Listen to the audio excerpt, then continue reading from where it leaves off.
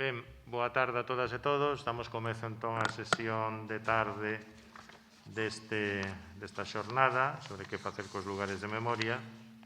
En este caso, para min un placer presentarlles a alguén que, polo demais, sempre se di, pero neste caso absolutamente certo, dende logo non precisa presentación, e menos ainda para falar destes temas, como é Dionisio Pereira.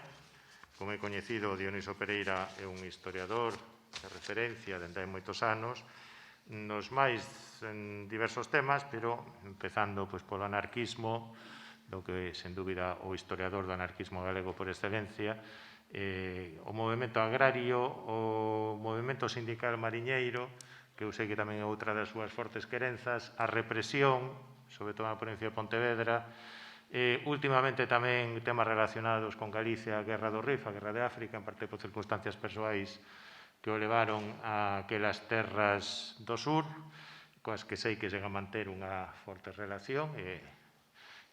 Hoxe vai nos falar dun tema que nos pareceu que tamén debía ter a súa cabida, que é a resignificación ou a volta a significar debidamente aqueles lugares de memoria dos movimentos sociais, culturais, políticos na Galiza da anteguerra que despois do 36 sufriron espolio, sufriron maltrato, vexación ou simplemente foron condeados ao esquecemento. Sen máis, Dionisio, te la palabra. Graciñas. Se escoita, non? Sí. Aquí? Sí, agora. Está. Bueno, boa tarde.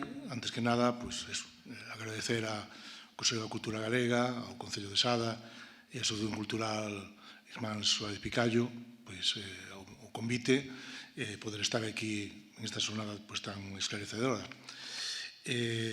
Tamén direivos que conseguí unha bula por parte da organización para falar sin mascariña, porque, estou vacinado, pero últimamente teño algún problema de gorxa, e entón, coa mascarilla, a verdad que iba a ser difícil entenderme.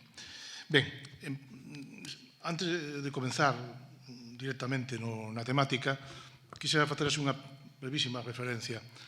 Eu nací na Coruña, os que sades coruñeses ou coñezades a cidade, nacín ao pé da canteira de Santa Margarida, nunha rúa que sempre na miña familia, sobre todo por parte de nai, que é a parte republicana, temos a outra parte franquista sobrevenida, utilizaba menos, pero sí por parte de nai, e a miña nai, que ainda vive con 96 anos, segue a utilizar, vivíamos na rúa Arturo Casares.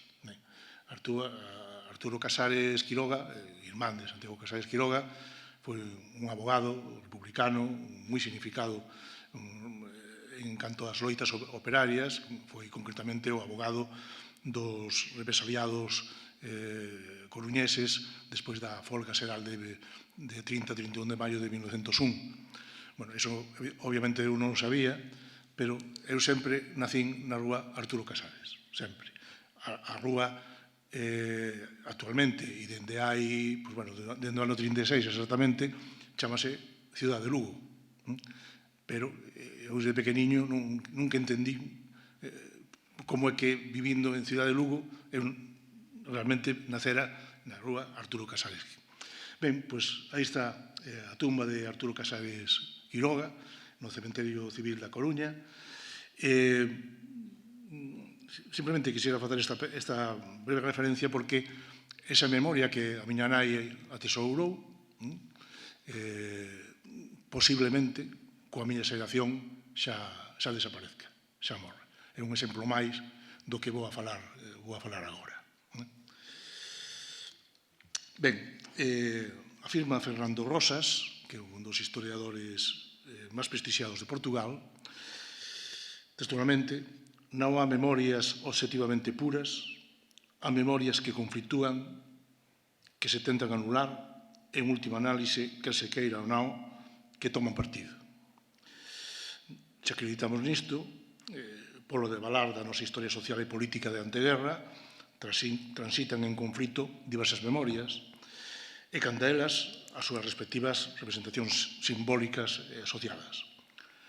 Simplificando moito, lugar a maiores precisións.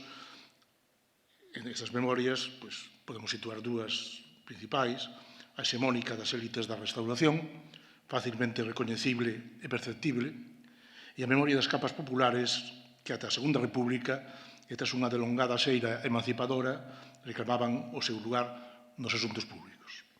Unha memoria, esta última, das clases populares, de cote ocultada e cusos lugares non son sempre visibles, pois a lembranza dos escenarios das confrontacións foi asolagada nos períodos de refluxo, as construcións foron efémeras e, na maioría das ocasións, a reivindicativa militancia non tivo tan sequera dereito a unha lápida, como no caso de Arturo Casares.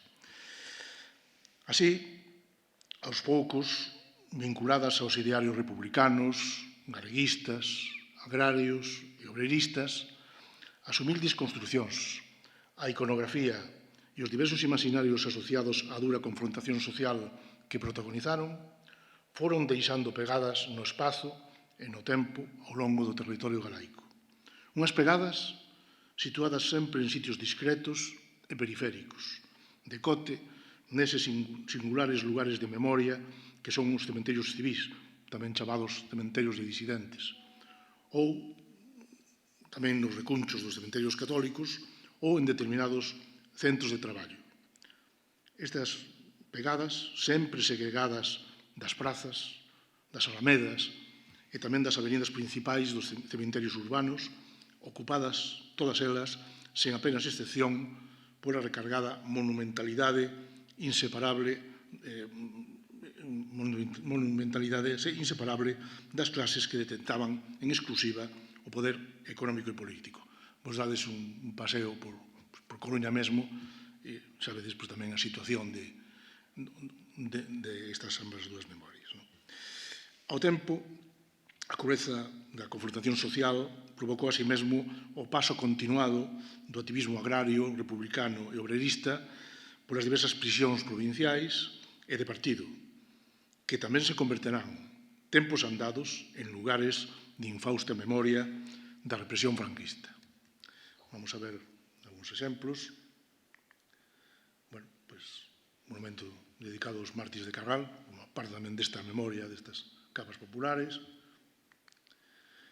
E aquí, tres exemplos de tumbas de senlleiros persoeiros republicanos en diferentes cemiterios do país, sempre con esa pirámide truncada que tan querida pola iconografía republicana. En primeiro lugar, aquí é a tumba de Leiras Pulpeiro, no cemiterio vello de Mondoñedo, na do medio a de José Monasterio, na Coruña, unha tumba que eu de pequeniño visitaba moito porque me impresionaba esa columna truncada. E aquí na dereita a tumba de Francisco Zagala, un coñecido fotógrafo republicano pontevedrés. Mais iconografía republicana, o monumento a Telesforo Gea en Fontei, na Rúa, e a chamada Pedra da Liberdade de Marín, onde todos os anos se realiza unha ofrenda en homenaxe ás vítimas do franquismo. Mais exemplos deste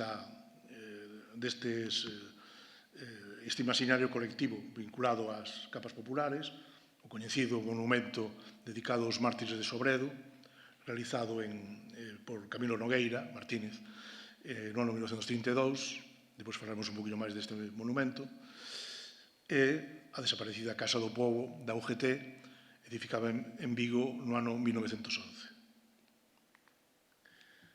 Outros dos exemplos, un máis coñecido, un lugar que mesmo ten unha placa, no Rego de Auga da Coruña, onde estivo a cova céltica, e outra moito menos coñecida, que é a casa da familia de Augusto Asía, na Mezquita, que foi utilizada como tribuna por Basilio Álvarez nas eleccións a Cortes de 1918, nun infausto meeting que contou nun libro seu tamén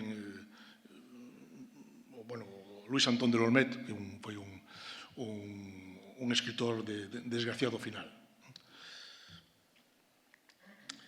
Tamén edificios vinculados a esta memoria, neste caso do proletariado.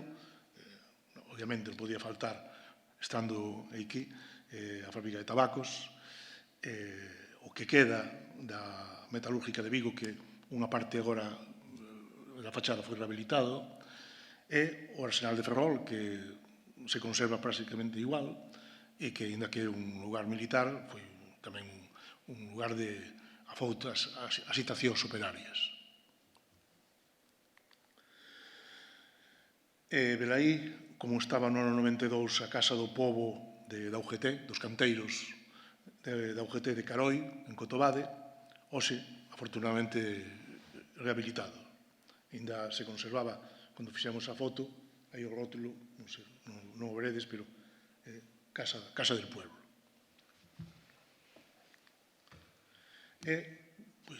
Reincidindo o que decía antes, toda esta militancia agraria, operaria, republicana, pasaron moitos momentos da súa vida en diversas ergástulas, como lle chamaban antes. Unha é o que hoxe se coñece por Marco, o museo, máis que foi a cadea do Partido Xudicial de Vigo, que, ademais, visto desde esta perspectiva, se ve perfectamente a estrutura propia das cadeas, con esa cúpula central que era que dominaba toda a visión do interior. E despois a tan coñecida Coruñés Castelo Santo Antón, que casi todos os coruñeses sempre pensábamos que fora unha cadea de antes da guerra. É dicir, que unha cadea decimonónica, vamos a decirlo así. Despois, posteriormente, supemos máis, e xa supemos que os presos da folga do ano 17 estiveron todos aí metidos en estas pequenas celdas que vedes aí. E, posteriormente, para sorpresa de moitos de nós, supemos que a partir da Guerra Civil, do goberno militar, tamén serviu de cadea para perseguidos polo franquismo. Ben, como é sabido, o esperanzado e convulso período da Segunda República representou o acceso de nutridos segmentos da poboación, labregos pobres, proletariado, pequena burguesía, mulleres, pois todos estes segmentos foi o acceso destes segmentos á esfera pública. Unha ciudadanía coa que por vez primeira se contaba para a toma de decisións por parte dos gobernos, e unha ciudadanía que decía tamén por encher de contido a liberdade, igualdade e fraternidade republicanas, mentres as súas capas máis avanzadas albiscaban xa abertamente unha sociedade sen clases. Daquela, a construción da ciudadanía tamén se manifestou pola competencia entre os diversos imaginarios no territorio urbano e por incipiente apropiación por parte das correntes populares de espazos simbólicos enlleiros, teatros, prazas de touros, paseos, sedes societarias, mesmo no corazón das vilas e cidades. Repito, isto na etapa republicana.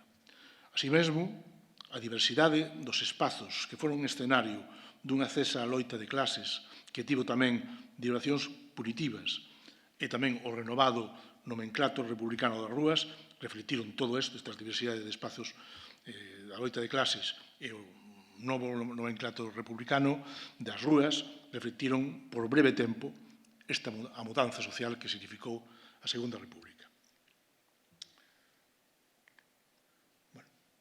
Mitin de Casais Quiroga na Praza de Toros Coruñesa, que como se nos decían, aí se daban moito máis mítines que corridas de toros. E tres exemplos así, o Chou, unha planta de alzado da Caja Rural de Lérez, que ainda existe, na saída de Pontevedra, outro edificio que ainda existe, pero depois falarmos un poquinho máis deso, pero ningún destes edificios ten ningún tipo de rótulo que o identifique para nada, pois é o edificio onde estaba a imprenta La Popular, que é propiedade do socialista Ramiro Paz, onde se tiraron periódicos moi coñecidos en aquel momento, como o voceiro da Agrupación Socialista de Pontevedra, La Hora. E despois tamén da Casa das Cigarreiras na Coruña, da que falaremos depois un poquinho máis dela. Estes son construcións na etapa republicana. Moitas delas prácticamente lindando xa co golpe militar. De feito, a Casa das Cigarreiras nin a puideron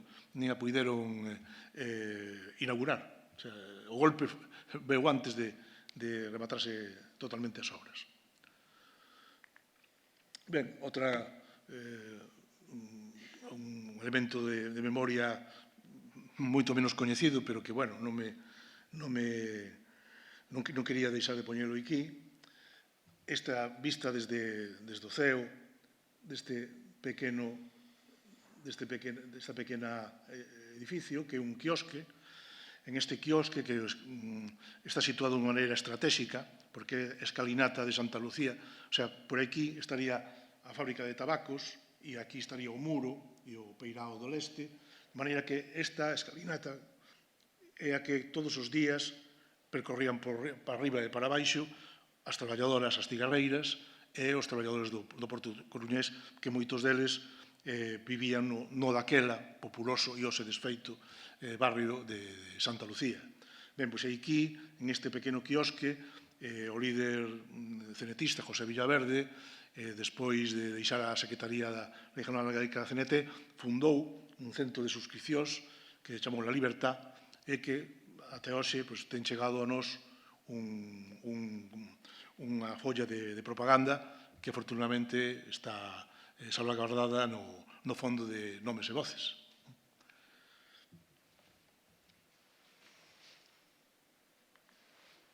Ben, verai o que vos decía antes de como esos espazos, neste caso do movimento obreiro, van gañando, digamos, espazo no centro das cidades. Aí está a construción no ano 36 da Casa Sindical, que va a ser realmente moi potente para o que era aqueles tempos. O golpe interrompiu as obras e posteriormente se edificou aí os sindicatos fascistas, posteriormente, en riba desta primeira planta. E á dereita, o que era unha asamblea multitudinaria, concretamente da folga xeral de 1933, do ramo da construción coruñesa, nada menos que no Teatro Rosalía Castro, que é o máis importante da cidade. Todo un símbolo de como estas clases outrora marxinadas iban gañando posicións. E tamén na etapa republicana apareceron como fungos pequenas domicilios sociais, pequenos edificios onde se albergaban sindicatos de moi diferente fasquía. Algúns deles chegaron ata nós, outros, obviamente, desapareceron. En este caso, aí está o que foi a Casa do Pobo da UGT da Rúa, que ainda sigue estando por aí. Abaixo está a Rectoral de Bendilló, en Quiroga, que foi tomada pola CNT no ano 36 como sede do Sindicato de Oficios Varios de Bendilló, e as terras da Rectoral quixeron facer unha experiencia de traballo colectivo, das poucas experiencias que coñecemos na Galiza de este tipo de cuestións. Ben, esta foto está tirada no ano 81-82 e esta antigua Rectoral desapareceu, xa non existe. E outro, bueno, é a sede do Sindicato de Oficios Varios da CNT de Corcubión, que ainda existe. Ben, o golpe militar de 1936 e a delongada e diversificada represión posterior levou de seu a construción e a imposición por parte do franquismo dun novo universo simbólico, ao tempo que esnaquizaba o devandito imaginario popular, oscurecendo a memoria dos oprimidos co obxectivo de agachar o conflictivo antagonismo social que caracterizou o decurso da historia contemporánea do Estado español. Daquela, os lugares de memoria vinculados aos movementos sociais alternativos transmutaron en lugares de esquecemento ou, dito en palabras de Ana Cabana, en non lugares de memoria, obrigando a quen procure as súas pegadas a transitar por unha triste cartografía silenciada, mutilada e ruinosa que, de xeito paradoxal, a desmemoria da transición aínda contribuiu a desnaturalizar en certa medida. Daquela, durante o tempo do réxime totalitario de Franco, apagada a memoria da confrontación social, os espazos nos que ésta se desenvolvera e logo se patrimonializaron como lugares de memoria, todos estes espazos desapareceron ou ficaron moi alterados, quer pola acción destructora dos novos detentadores do poder, quer polas notables mudanzas económicas e sociais que España vivirá a partir dos anos 50. Vamos a facer un rápido repaso a esta cuestión. En primeiro lugar, bens foron destruídos ou gravemente danados polos franquistas, hai moitos, únicamente vou dicir algúns, non? Máis que nada para que pensades a cantidade de bens patrimoniais que pode haber, ou se se quere lugares de memoria, algúns deles, non? Por exemplo, nin os cementerios civis que chegaron relativamente en boas condicións ata nós, relativamente, non? Pero tampouco safaron, non? Tamén sufriron na súa integridade. Pois aquelas lápidas vinculadas ao período da Segunda República e máis explícitas na súa iconografía, pois foron esnaquizadas. Eu, por exemplo, sei que no Cementerio Civil da Coruña houbo outra tumba coa pirámide, a columna truncada, que foi a de un militante da CNT ferroviario, Francisco Llerena, que morreu nas confrontacións armadas que hubo na folga xeral de decembro de 1933 e que por suscripción pública se fixo esta iconografía e que desapareceu totalmente. E tamén sei, contou xente, que no propio Cementerio Civil de Coruñés había outra lápida con estrela de 5 puntas, que fora a tumba dun militante do Partido Comunista, que morrera. Estas dúas lápidas foron esnaquizadas polos fascistas, como digo, no Cemiterio Civil da Coruña. Así mesmo, a desfeita da arte pública republicana foi significativa. Falamos antes do monumento de Sobredo, ese monumento que vimos antes foi dinamitado.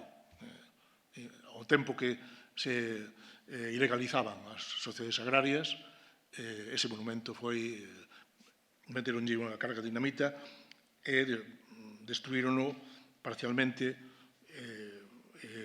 se pudo reconstruir no ano 86. Pero non somente foi o monumento Sobredo que desapareceu outro monumento que había en Sedes, que era en conmemoración o que chaman daquela zona ferrolá do motín das Pedradas, protagonizado polas mulleres no ano 1918. Ali había un monumento e esnaquizaron tamén os fascistas. E, non sei se vos sona, un escultor e pintor republicano que residía en Tui, Prieto Coussent, dúas das súas obras, unha o Sócrates, que estaba en Tui, foi guindada, arrancada e guindada ao río Miño, e outra, era unha efixe de Valle Inclán, estaba na Alameda de Pontevedra, nos Sardíns, perto do que hoxe é a Diputación, e o Concello de Pontevedra, nos anos 40, retirouna e mandouna nada menos que para a Curota. Ali no Barbanza, arriba de todo, e ali quedou a estatua de Valle Inclán. Unha maneira de marxinar esta arte republicana. Tamén desapareceu a placa que tiña no Ferrol na casa natal de Pablo Iglesias, ainda que despois veremos que algo se pudo salvar. Desapareceu tamén, como ben sabedes, a iconografía alternativa e republicana do nomenclato urbano. Me acordo hasta de 20 e tantos anos, aí perto da praia do Orzán, do antigo Matadoiro, era a Rúa 1 de Maio, calle 1 de Maio. Lembro perfectamente ver o rótulo tiroteado, o sea, cheo de as piquetitas dos tiros, non? Ben, pois todo eso, obviamente, desapareceu, pero non somente das rúas, sino tamén dos establecementos, eso de o Palace, se chama Palace despois, non? O hotel, o principal hotel da Coruña, non? En aquel momento, non? O Atlántico Hotel era Hotel Atlántico, non? Estas cuestións, pero desapareceron mesmo os nomes das embarcacións, non? É dicir, que non era ninguna tontería. Podías buscarte a desgracia por unha cuestión tan, en principio, banal como esta, non? Hai moitos anos, un antigo patrón de Malpica, hai moitos anos xa, contoume que el tiña unha motora que chamaba Republicana. E os franquistas, unha e outra vez, viñanlle, mira, cambia eso, mira, que tens que cambiar. Ben, e tanta tabarra lle deron que quitoulle Republicana e púsolle Xa está ben. E un exemplo precioso que lle encantaría a Ana Cabana, non? Porque traballou moi ben o que ela chama discurso oculto antifranquista, non? Ben, a parte desta iconografía republicana desaparecida, desaparecida non, foi esnaquizada polos franquistas, a totalidade, como ben sabedes, dos edificios societarios foron saqueados, incautados, reutilizados pola falange ou adláteres, os seus, digamos, instrumentos de masas, sindicatos, o auxilio social, etc., ou subastados. Logo, xa polos anos 50, 60, a maioría deles esquecidos e xa sen uso, foron vítimas da remodelación urbana a partir dos anos 50 e 60. Aí desapareceron edificios tan emblemáticos como a Casa do Pobo de Ourense e Vigo, que mesmo tiñan unha importancia patrimonial certa, edificios que hoxe serían conservados dentro dos plans de urbanismo, pero todos estes pequenos locais esparxidos por todo o país, dous deles se salvaron, pero prácticamente todo o resto desapareceron. Desapareceron a Casa do Pobo da Estrada, a Casa do Pobo de Ponteareas, a Casa do Pobo do Grove, o local sindical dos mineiros de CNT de Lousame e un longo, etc. No devandito proceso de mudanza socioeconómica, múltiples lugares de memoria sucumbiron ou resistiron moi deteriorados. Por exemplo, supoño que vos sonará que os vellos cementerios de Lugo e Canido, que tiñan un componente tamén importante de memoria, desapareceron. De feito, o de Lugo puseron arriba un hotel, o USA, e o de Canido non quedou ni rastro, creo que puseron unha lápida. Despois, escenarios tan impactantes como é o tendido Camiño de Ferro de Zamora a Coruña, esa obra épica, que foi escenario de axitacións obreiras realmente moi notorias e que depois tiveron unhas tristísimos desenlaces, pois prácticamente, además veu xa a obra do AVE, o pouco que quedaba xa prácticamente irrecoñecible, pero concretamente desapareceu, inda que non está na Galiza propiamente dito, está na fronteira e é, digamos, a Galiza irredenta, perto de Lubián, que era o campamento de Nueva Puebla, onde estiveron máis de 1.500 carrilanos ali e foi escenario de duros combates a partir do día, concretamente o día 20 e 21 de xullo. Ben, pois desapareceu sin desarrasto un poboado que tiña capela, cuartel da Guardia Civil, pensión e numerosas vivendas. Non quedou nada. Tamén, prácticamente irrecoñecibles, están as minas do Freixo, de ferro, de Monforte, minas de capital alemán, e tamén as de Vilar de Cervos, de Vilar de Bos. Todas elas foron escenarios de folgas durísimas. En Freixo estiveron 2 anos en folga, algo increíble. Ben, e tamén numerosos centros de traballo emblemáticos nas confrontacións proletarias coa patronal ficaron en ruína ou desapareceron sen deixar rastro, como a fábrica de Senra, na Coruña, a primeira coruñesa, que traballaban as tecedeiras, a metalúrxica de Bonenburger, Vigo, la metalúrgica, que se conserva a fachada, la artística de Vigo, Fundiciones Franco en Santiago, Malingre en Ourense, as grandes fábricas conserveras das Rías Baixas quedan moi pouquiñas, e a factoría baleeira de Caneliñas, que foi o lugar onde na Costa da Morte houve a primeira folga prol das 8 horas, no ano 1926. É dicir, todo isto e moito máis desapareceron. Ou ficou moi esnaquizado. Aquí están, por exemplo, as minas do Freixo, o que queda delas, máis ben, o que no vello tendido de camiño de ferro de Zamora Ourense, o túnel do Corno, que está entre Laza e Vilar de Barrio, un túnel de 2,5 km de longitude, que está baixo un pobo que se chama, unha aldea que se chama Toro. Bueno, hai un lugar que tamén aconteceron bastantes cuestións. Bueno, hoxe xa non está así, porque o AVE pasa por aí e onde hai 2 buracos hai 4. Ben, isto, como digo, ficou moi...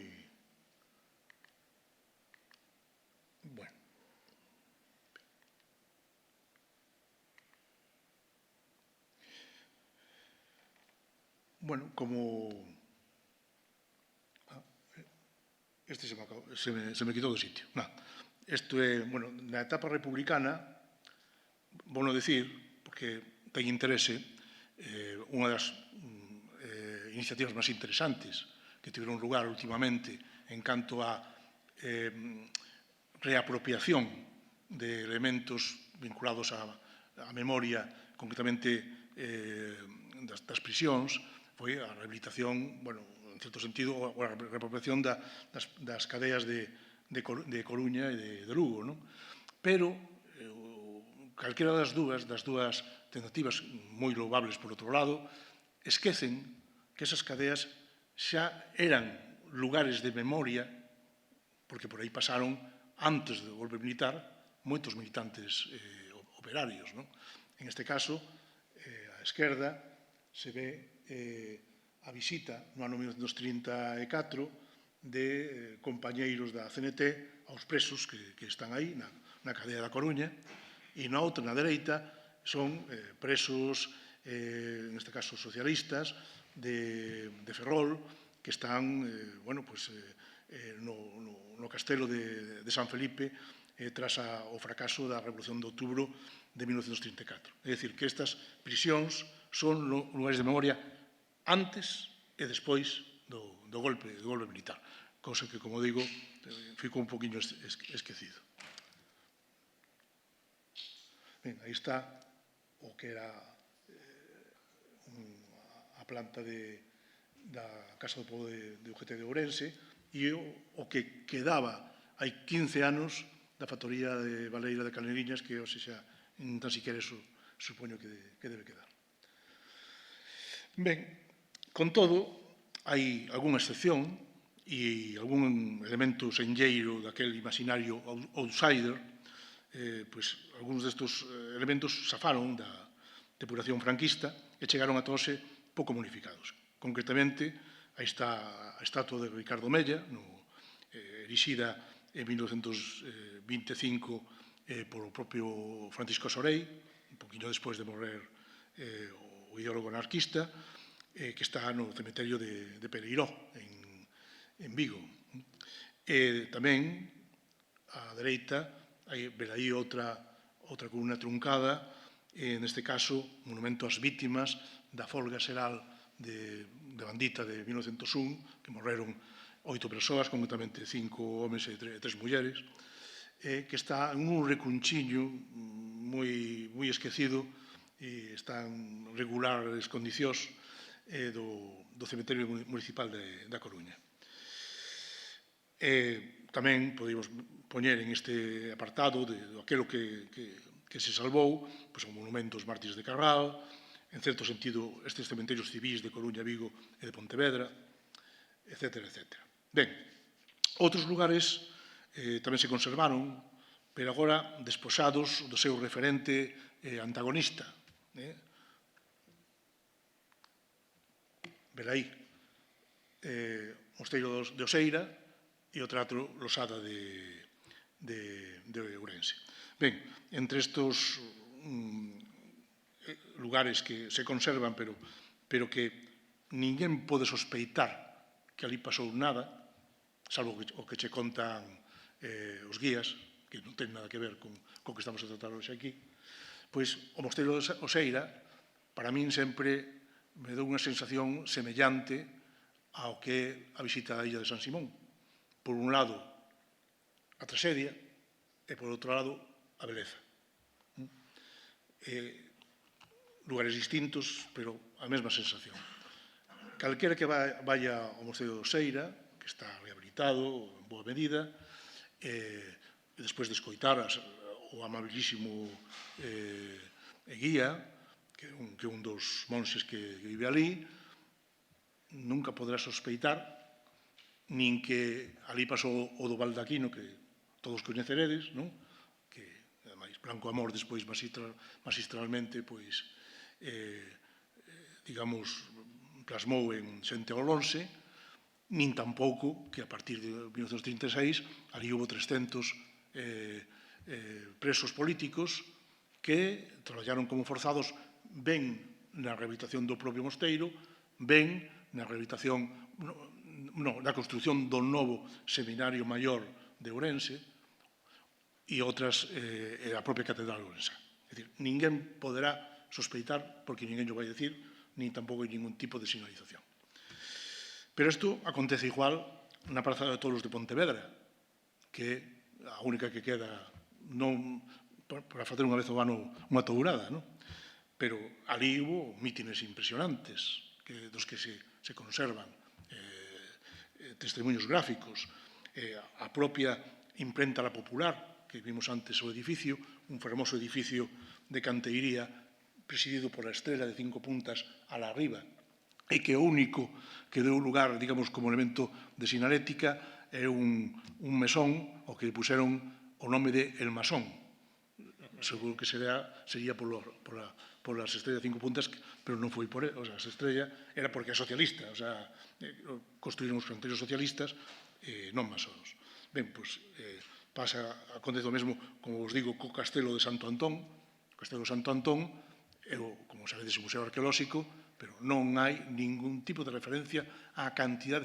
Todo canto preso liberal hubo na Coruña dende o comezos do século XIX, pasou por ali, e posteriormente, como dixen, despois, militantes obreiros, José Pasín, por exemplo, de Compostela, os líderes da folga do ano 17, ata posteriormente, nos anos 40, como digo, presos políticos de Franco. E o mesmo acontece no Teatro Rosalía Castro. Non veredes ningún tipo de información ao respecto, nin da factoría de Barreras de Vigo, que aínda aguanta malamente, e tampouco, obviamente, no Arsenal de Ferrol. O Arsenal de Ferrol, que de alguma maneira foi, digamos, o desencadeante dunha das folgas xerais a nivel galego máis chamativas, no ano 1932. Ben, así podíamos seguir. Compre salientar que, en algúns casos, a séptica rehabilitación de edificios e lugares tivo lugar en plena transición. De aí o que decía antes, que, en certo sentido, tamén se colaborou con, digamos, a eliminación do carácter antagonista deste tipo de espazos, non? E hai tamén moitísimos exemplos. Pois, por exemplo, ali onde vivimos nós, en a Terra de Montes, había 5 casas do pobo, dos canteiros, construídas entre os anos 10 e 20, maiormente, foron rehabilitadas todas. En este momento están utilizadas pola veciñanza aí onde hai veciñanza. Pero ninguén poderá sospeitar que ali foron sede da Federación de Sociedades Obreras e Agrarias de Ninguén. E o mesmo acontece na de Cotobade que vimos antes, que polo menos, respetaron lo de Casa del Pueblo. Pero non hai máis.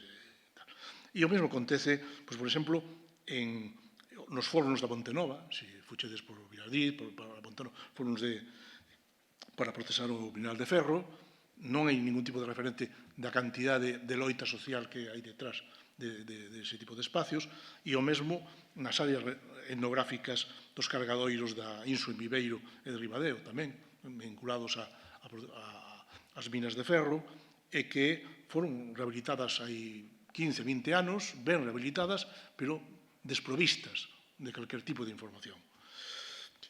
Seguiríamos así, as minas de Xilbarrosa, o local de protección social esteirana en Esteiro, o local de solidariedade marinera de Moaña, o famoso quiosque de Santa Lucía, onde Villaverde tiña ali o centro de suscripcións, e a propia fábrica de tabacos de Coruña, onde a información é mínima, e o Teatro Losada de Ourense, onde tuvo lugar moitísimos mítines políticos, onde falaron persoas moi sinaladas da nosa historia contemporánea, e mesmo hasta a propia CNT, Ourensá, que non era precisamente mayoritaria, tivo ali o seu mítin de peche do Congreso que se celebrou na cidade de Ourensá en decembro de 1935. E ves a habitación que é moi bonita e tal, e é Zara, pero non hai máis. Ben,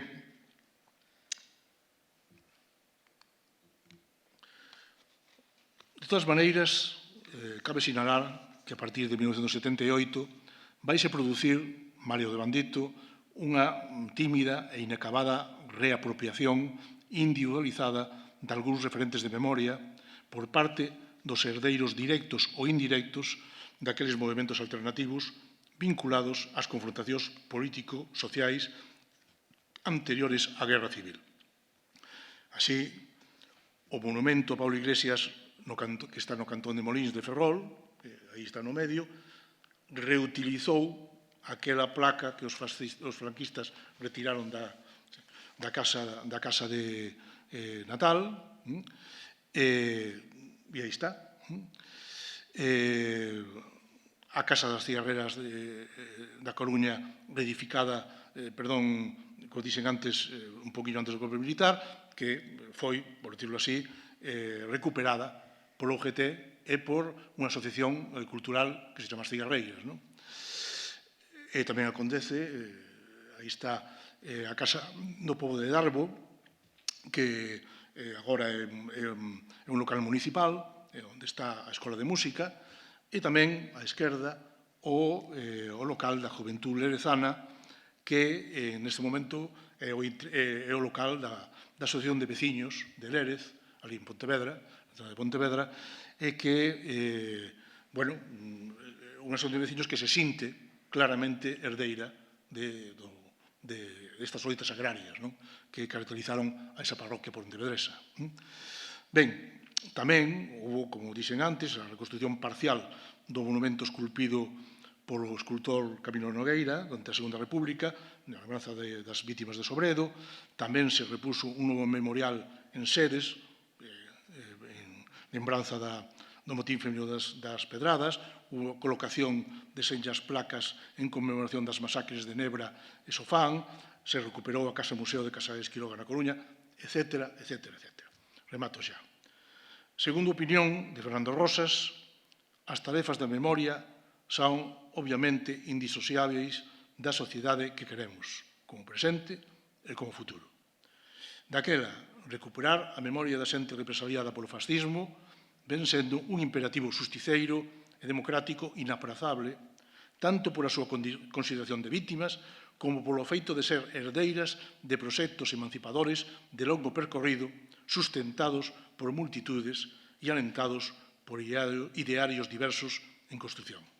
Se acreditamos nisto, xa é tempo de que o país recobre as representacións simbólicas e os lugares de memoria históricamente asociados a esta xeira colectiva, priorizando aqueles elementos senlleiros que poidan ser sinalados e reinterpretados de xeito integral e inseridos nun proxecto colectivo.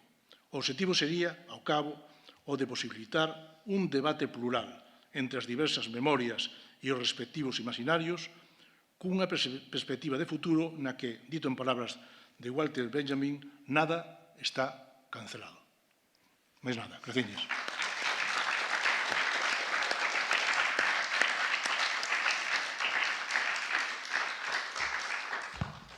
Moitas gracias, Dionisio, por esta brillante palestra.